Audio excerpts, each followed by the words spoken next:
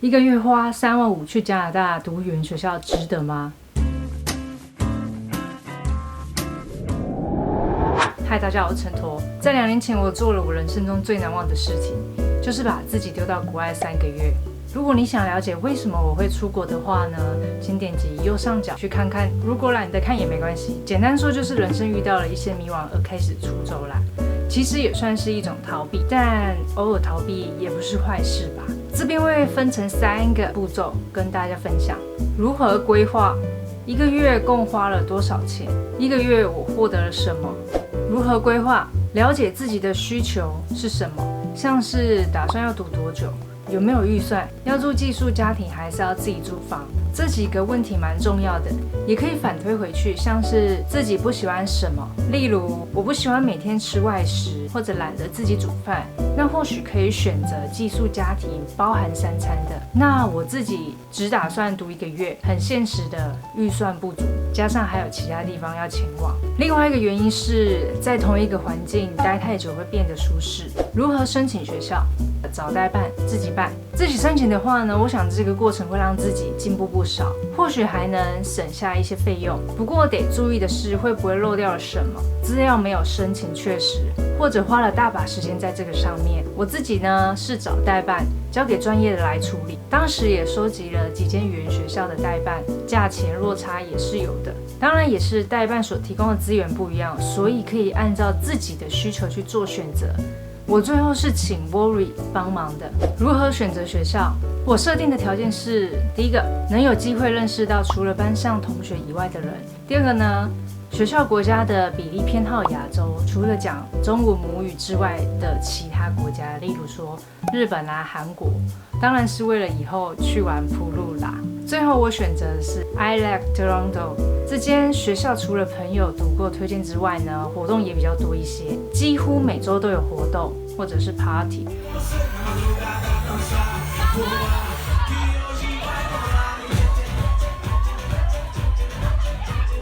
借由活动让我们比较有机会去认识更多的人，这也是我的目的之一。确认规划，最后再确认一些规划，确定好开课日之后呢，订机票，建议提早抵达，调整时差哦。还有记得申办签证，我是申请 ETA 观光签证。1个月共花了多少钱？在这1个月，除了语言学校的费用是在出发前就先交给代办，其余都是到了加拿大之后的花费。我的寄宿家庭费用是有包含3餐的，那外食是跟同学或者朋友出去吃饭喝饮料的花费。交通的部分我是买周票、学生票，其他则是买一些哩哩扣扣的生活用品啊、伴手礼等等的杂费。Kobe, Yeah, snowman. do you wanna build a snowman? Yeah, I want to build a snowman. Oh, okay. 1个月能获得什么？哦，对了，我在飞机上也有遇到了一个小插曲，有兴趣再去点击来观赏吧。第一个，语言技巧。其实1个月的时间也学不了太多东西，我想是足够学习一些技巧了。一开始上课时还很惊讶的觉得自己竟然都听得懂老师所讲的话，如有遇到新的词，听久了也会知道是什么意思。但有时候还是会偷偷使用词典翻译。最常需要用到英文的时候，大概就是点餐，我都会去偷听路人点餐讲话，然后来模仿使用，还挺有趣的。第二个，人际关系，人家说出外靠朋友，这句话还是真的。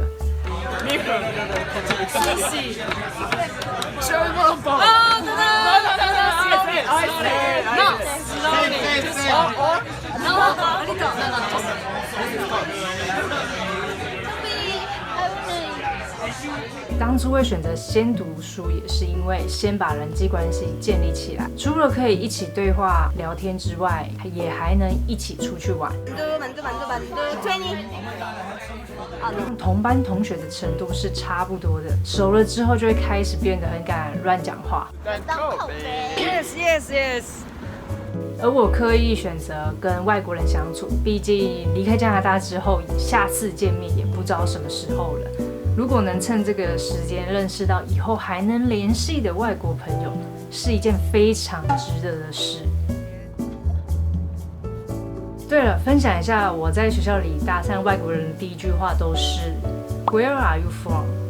心情生活，从踏上加拿大国土的那一刻，虽然我人到了，但心还没到，原因是太不真实了。就这样坐上飞机，飞一飞就飞到地球的另一端，一个完全陌生的环境，心里其实蛮兴奋的啦。我的寄宿家庭是菲律宾人，后来发现他们是模范家庭，曾经被代办拍成影片介绍。家里面有一只热情小狗狗，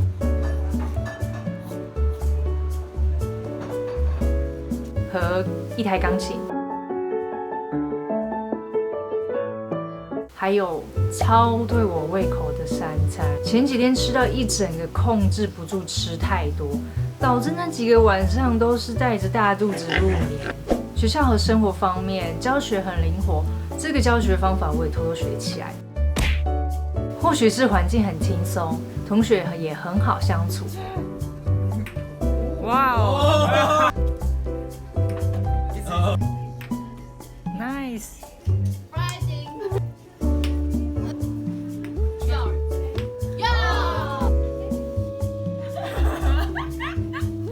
也可能是被压抑许久的心灵得到了解放。现在回想起来，不敢相信当时的我每天起床最开心的事情就是要去上学学习了。总而言之，那一整个月就是我梦寐以求的生活环境了。我想每个人心中都有一台小飞机，想飞去自己心里理想的地方。选择出国到加拿大读语言学校，看似去散心找自己，不如说是在逃避现实。当时的我在台湾做着随时都会结束的工作，却又好像没有其他赚钱技能，也想过当个工读生，只是能打工多久呢？陷入了一阵迷惘，因此开始出走。出国读语言学校是一个选择，或许能够让人成长。不管你的目的是什么，最重要的是你踏出去了舒适圈，做一般人只会想但不一定会做的事情，是一个好的开始。也希望在每次出走时，能为自己定一个小目标，写出3个在这趟旅程中我想要获得什么，甚至是写日记，哪天回头过来看，都会是值得的。